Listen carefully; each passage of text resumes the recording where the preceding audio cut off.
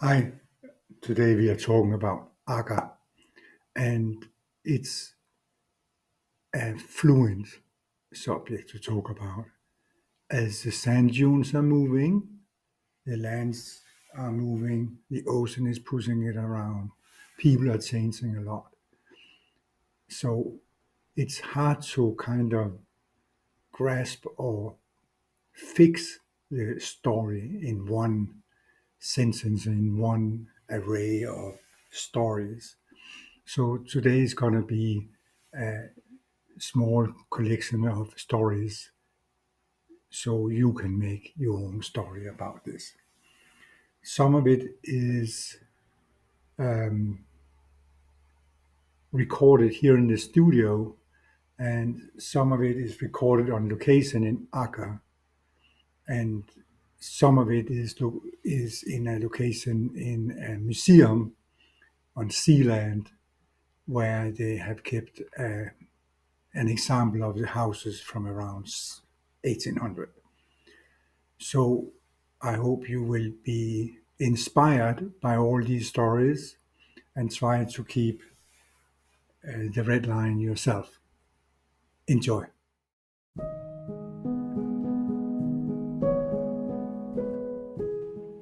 So we start out in the Open Door Museum of Bred, where we entering through the portal immediately to the right have the house from Aga, and the house is labeled by the historical scientist up here around 1920, 27, I think it was, where they put the house up here as a fisherman house. We know for a fact it is a house for from Akka, and it was a shoemaker's house. Of course, he did have some fishing equipment and fishing ability, but his main source of income was shoes. We do accept the house to be an example of fisherman house, regardless that we know that all of the people in Akka in the period we talk about, which is between 1600 and 1799, they were in fact in 1650s all of them boat builders. So there.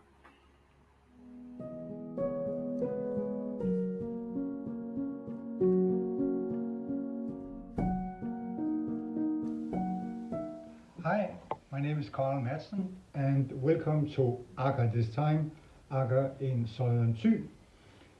Aker, which is located on a most amazing location where we have the main road from Vendsyssel, the northern part of Jutland, so Germany, going through the only land connection between northern Jutland and Jutland, main Jutland, and also we have the connection from the Limfjord or the inner borders of Denmark to the ocean, the North Sea or the German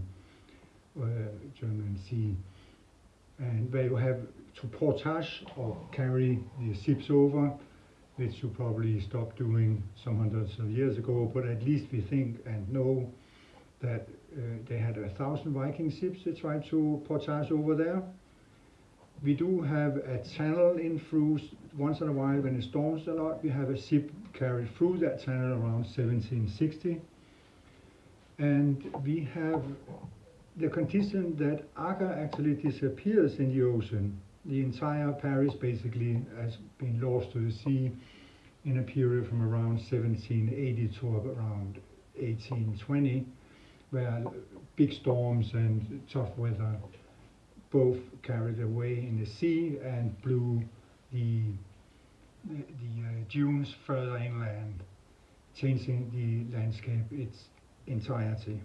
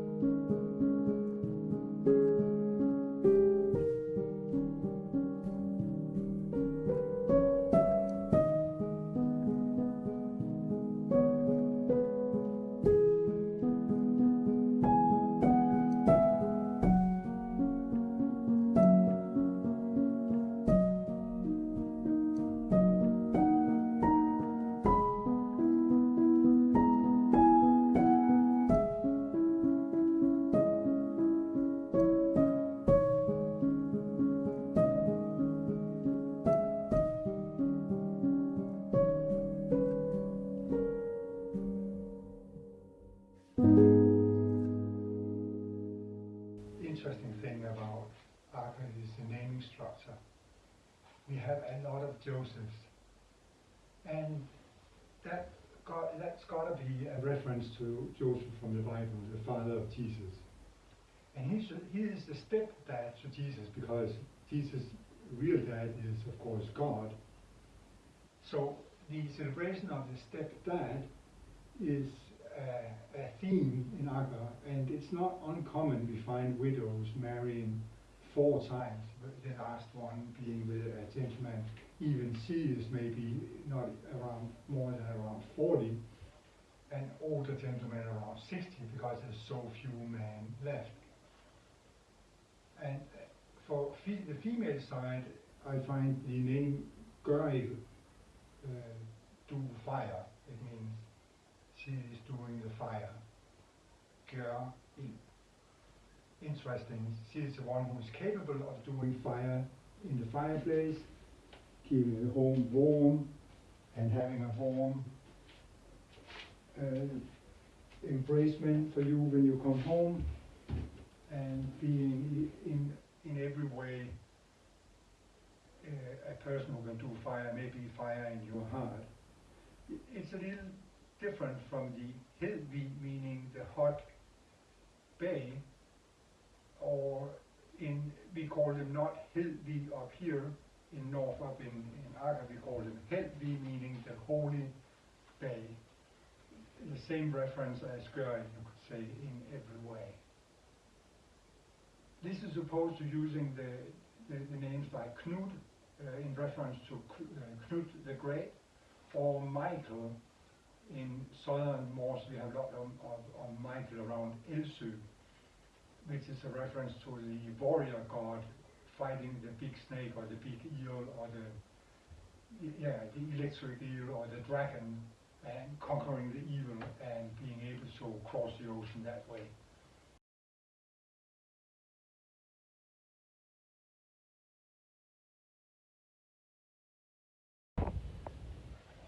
I just met a gentleman from Netherlands. He is familiar with Frisian houses. And he asked, where is the toilet? And as far as I understand it, people would use the toilet with the animals. Except on good days they will go outside and use the exterior. And then I pointed out to him that the ships discovered, many of them, they strand on the beach of Agger during the night, like midnight and further. And they are discovered even at 3 or 4 or 5 o'clock in the morning, even 6, 7. In the winter it's all dark. And it's not because they hear the screams from people from the ocean, it's because they go outside, and what should they do outside except for getting rid of the water or going to the washroom. So because the weather obviously is so bad that nobody can be outside. The wind is horrible, and the ship is stranding because of the wind and the waves, so you wouldn't be able to really enjoy your time outside. And so that's my guess, that they were out for the washroom to relieve themselves.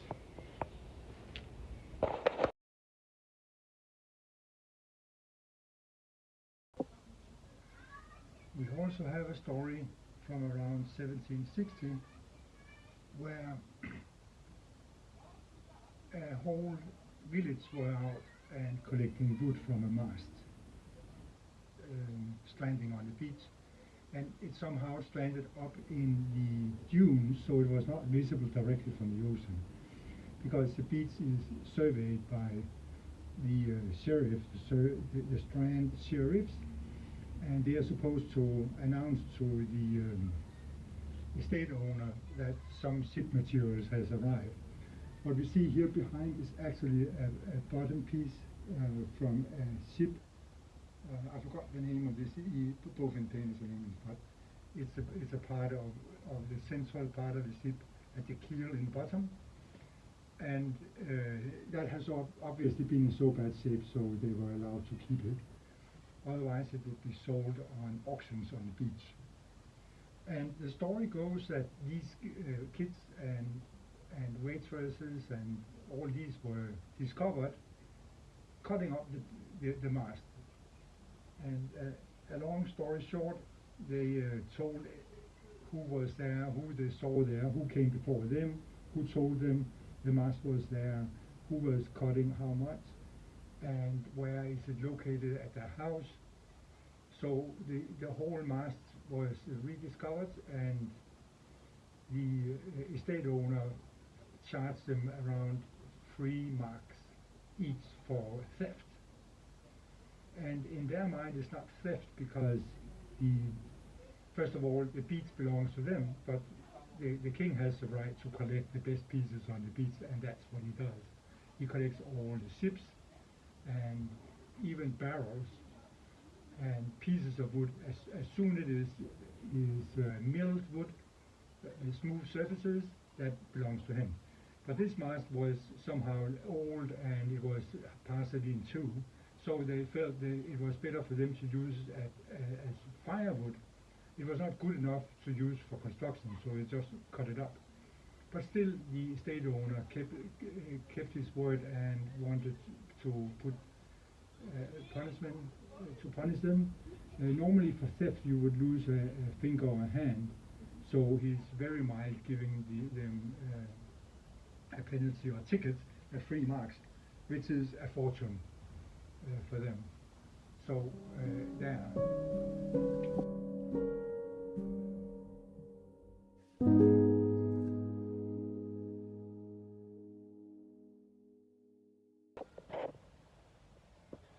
Many people misunderstand probably the thoughts process of an Agger person from that of other people. We have this rumor that Agger-boere, they are called, very religious.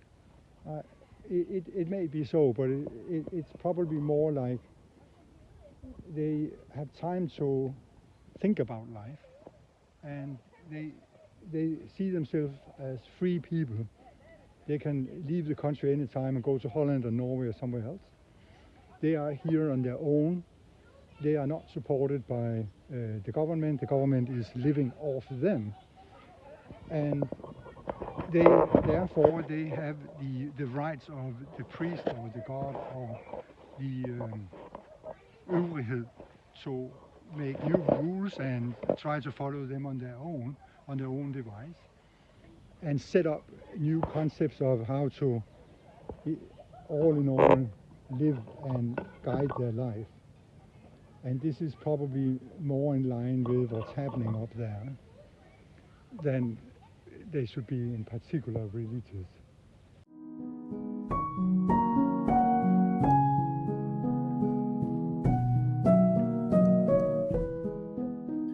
So here we are on location in Agger, which is kind of not completely correct because the Agger we are talking about disappeared in the ocean. But here you have it at the Limfjord, and if you remember, the northern part is a lake, the southern part is a fjord, and then we have the ocean. You can orient yourself. We have the Jyske Val running all the way up and down, which becomes the Tange. And we have the reef going far out in the ocean in the 1700s. It's shown all the way to England almost. We had multiple strandings. Here you see lots of strandings. Alone in the 1760s to 1790s, we have about dozens and dozens and dozens. Here's a piece or a part of the different kind of ships you can see in a type schedule.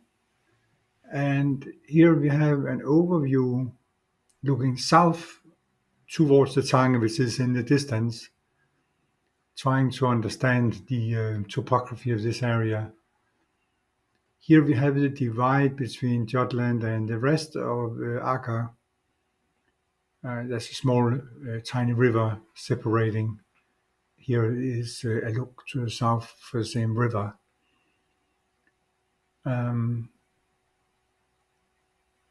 We had a large export of cows, and they would be transported over the Tange as far as it was land fast, we call it, meaning you could walk all the way to Germany.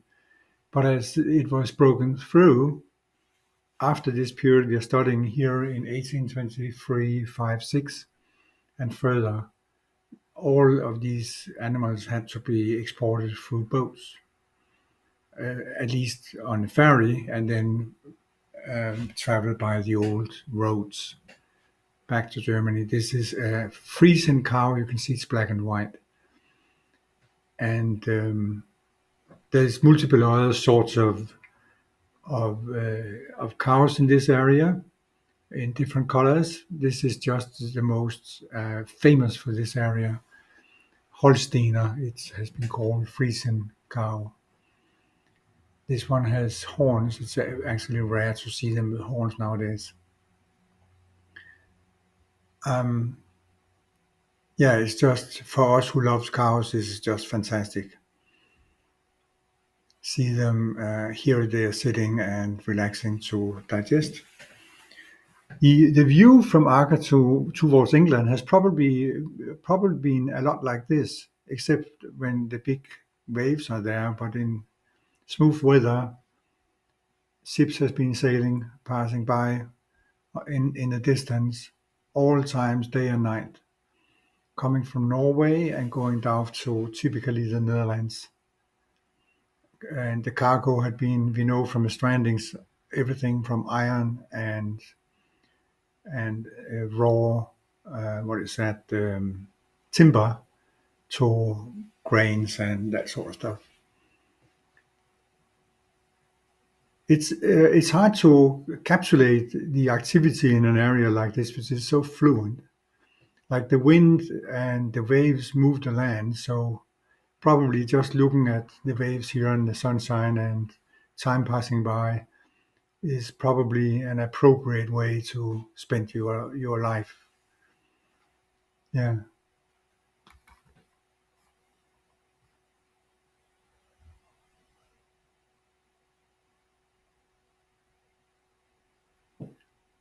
When the storm came, most of the people seems to have been surviving. They knew how to cut down the mast, and of course they took off the sails so the boat wouldn't capsize. But they had to cut down the mast too. The mast was pulling too much in the boats and pulling them over. So just cutting those down and the holes in the ships from doing this and the sheer forces on the body of the ship would break it apart. But most of them would survive, except the young boys, typically around, they're called the ship boys, around 10, 12. They wouldn't be able to hold on to the ship and survive the cold. The typical period of time they would be stranding would be in the late autumn and midwinter up to the early spring, which is quite cold. It's not ice cold like the Atlantic up north in the polar areas. It's not at all. It's more like about 5 degrees and a tough thing to get through. And often they would have appropriate food, which would be like full of fat. It would be smoked sort of salmon or other fish types they could eat, which would help them keep the warmth and keep strength during this time. And you can eat that food even if it's full of salt. So that's pretty smart.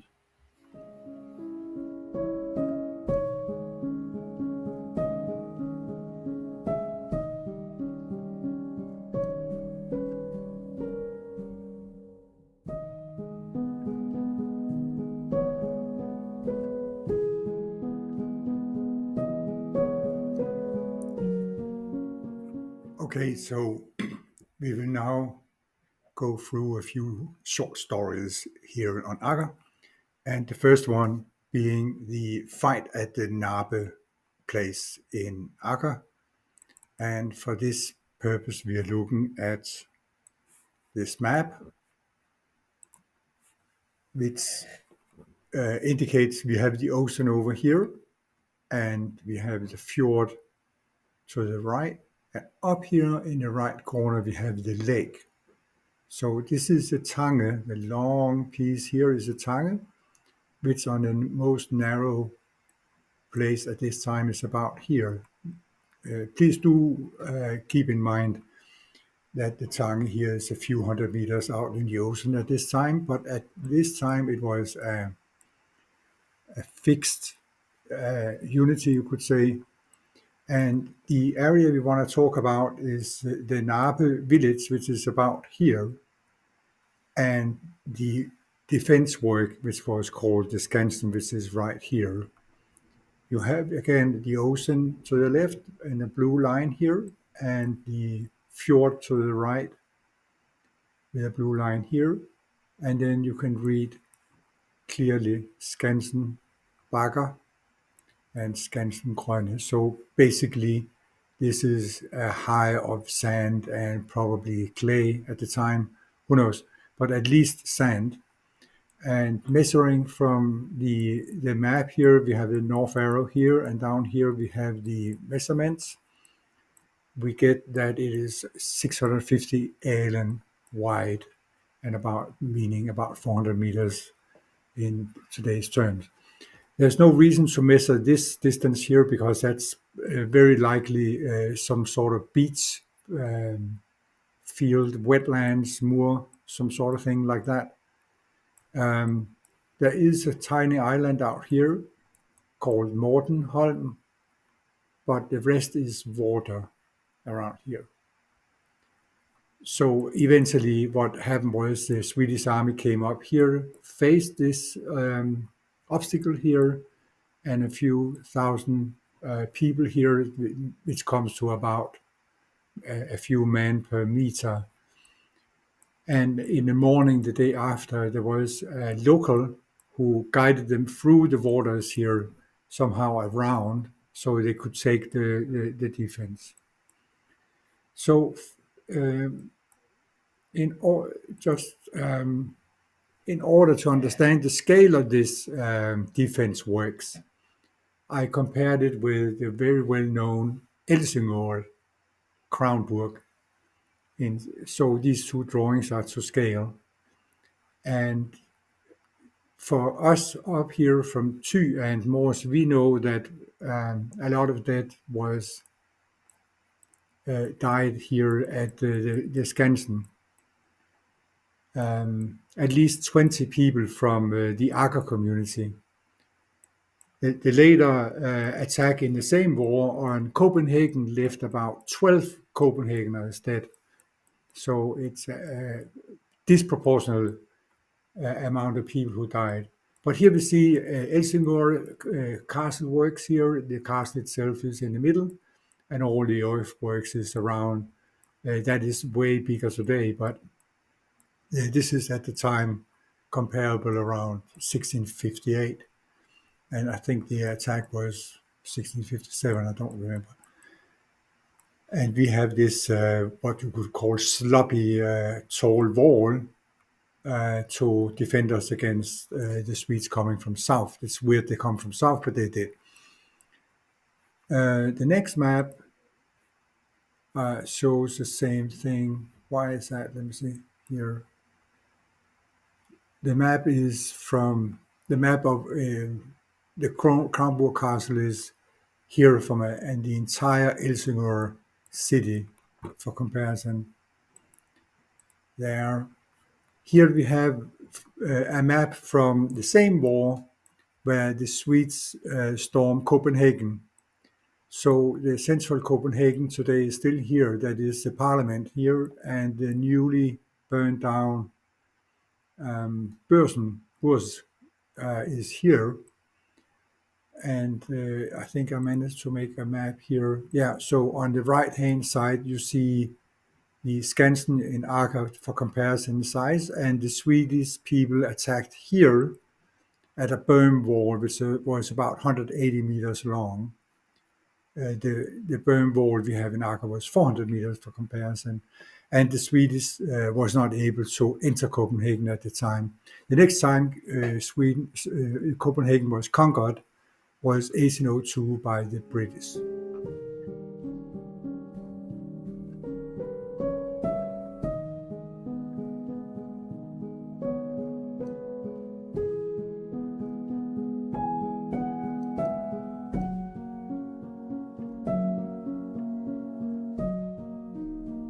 So the next story is about Anne Jensdatter, who is a rich widow from Olum. And the story is funny because she's mentioned as rich, which she probably is. But what happened was that she, in 1658, was attacked by a Swedish soldier who had heard about her. Her husband had died in the same war I just talked about, the um, the Battle of Nabe in 1657, and they had a son, I believe, who was born just no, a daughter. Let me see, a daughter just after he died. Very sad, sadly for her. And it took her several years to get married, actually.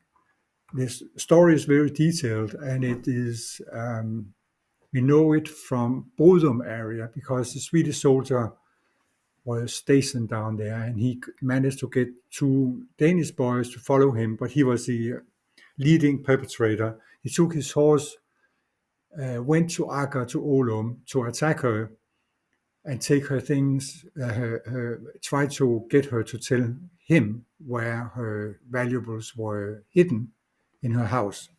And she beaten up both her and the child. So I do not wish to go in details about this very unfortunate thing. She survives, and I think the child survives too.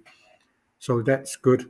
But it's one of these stories where you wonder who is rich and who is poor. Definitely, she has been rich, and she has been telling people probably the truth about her fortune, so she was able to marry a man kind of equal financial standing as she was, just to get on with life. And that is what triggered these unfortunate events. You can read more about details about this in my transcripts.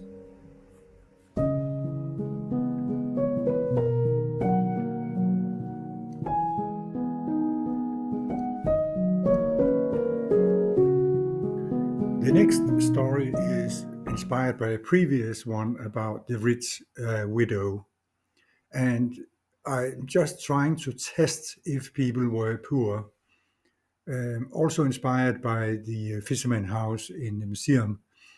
So what I did was I took a random family from 1760s where I have a lot of information to test how well off they were. And I randomly fell over this story about Karen Sørensdatter, who is left with one child again, widow after Michael Christensen in Sønderholm. And yeah, she was rich. She is not only wealthy. By the end of the conversation, where she is interviewed about her standings by the authorities, they came up at $150 daler. And she's asked how much cash she has, and most people will answer nothing to avoid taxation and further having to pay some debts to government and whatnot. And she tells outright she has 15 rigsdaler. So she is about $200 rigsdaler, which is not a fortune by any means, but for sure money enough to be well off in this environment. We find that her husband owned parts of 6 boats, I believe, two of them all by himself, and the other ones partially with other fishermen. And this is a very well-known system, having both boat parts. So if you die, another one may carry the boat back to the widows and make sure the widow has fish for some time and some income, kind of sharing and risking together. So this random family, I also double check her origins and her husband's origins, if these money came from some sort of like heritage somehow. But as far as I remember, both of them came from child, families with about 4 children, surviving children at time of inheritance, so they would have 25% each from their parents. So they have had a nice start with some money I can see from these families, but they have been good in business. So this is why they are up at 200 rigsdaler. So they are by no means extremely rich, but they are well off for the time and place where they are.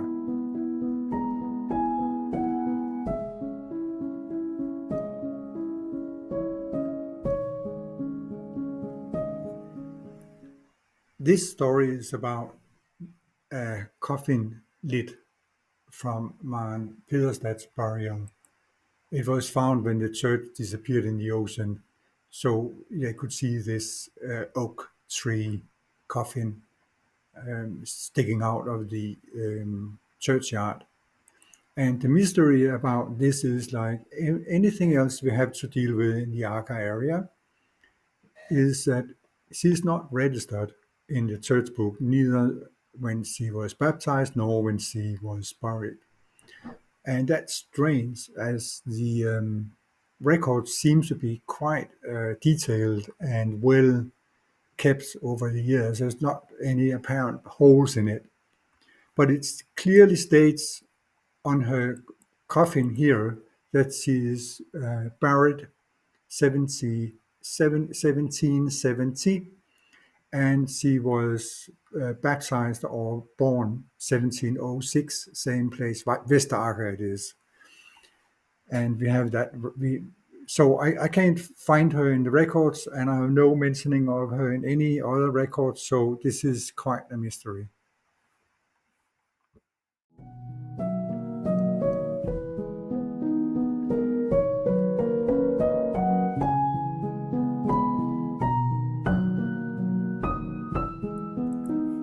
This story is about the revolution kind of thing, or really, this is the label the authorities end up giving this event.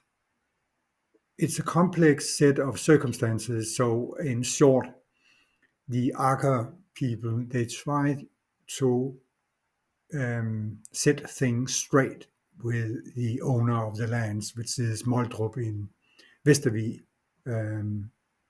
Abbey.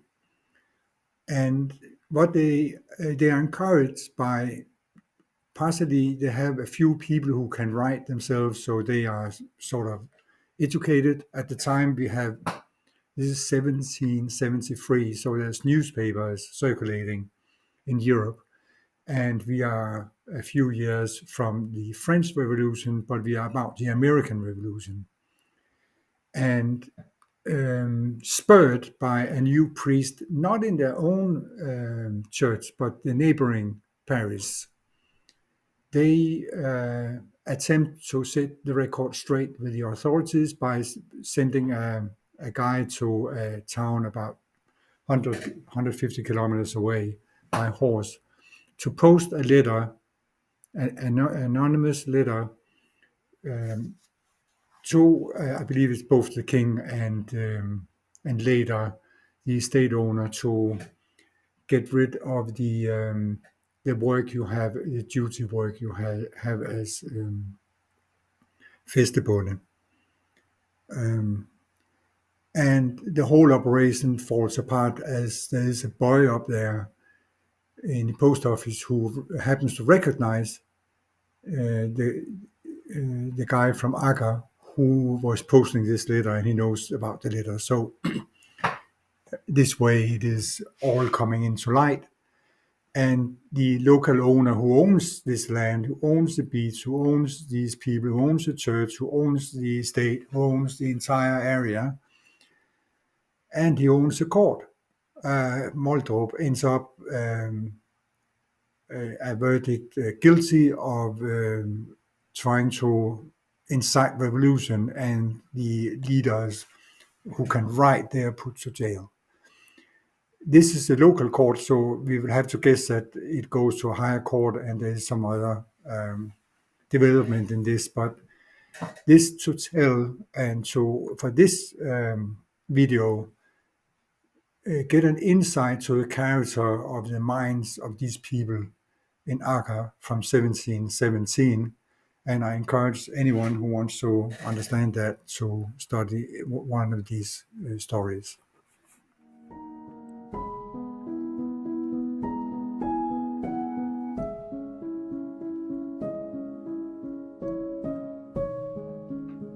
We have a place where we are not sure what we are talking about. The place I have been taken on to talk about was 16 and 1700s Agger, where everybody seems to be boat builders and other trades. Of course, they are all having a fishery on the side. This is a very, very rich area because there's endless, at this time, fish and whales and fat fish in the ocean. And they can also dry the fish here and store them for winter. There's also endless birds. And of course, there's fishery in the lake and in the fjord. So what happens is that most of the Agger-boere, they can fish in the ocean when the weather allows it, and there is fish, or in either fjord or lake, depending on the season. And also, they are very rich in the sense they have, most of them has lamb and rarely a cow, but they also have access to birds, which is important, particularly in the spring. And then in the hinterlands, just behind these sand dune formations, there is an active farming community providing corns and grains and all the food you can imagine from farming. So you could then talk about the finance situation. The gold is not spun here; that's spun somewhere else. But there is an obvious mining operation on the beach, and in one case, the owner of this operation he gets 2 barrels of gold out of it. So I would say that living so close to the beach and experience this crown gold mining operation in front of you while you are struggling with waves and sand, it must have been provoking. But that story has not ended there. If you look at this map, you will see the oil fields. They're not far from Agger either. And I'm sure there is a little exploit there which never reached Agger people. So when you hear a story, when we all hear a story from around Agger, it seems that you hear it in the National Museum or you read it in a book, you may want to double check what people are talking about. Enjoy.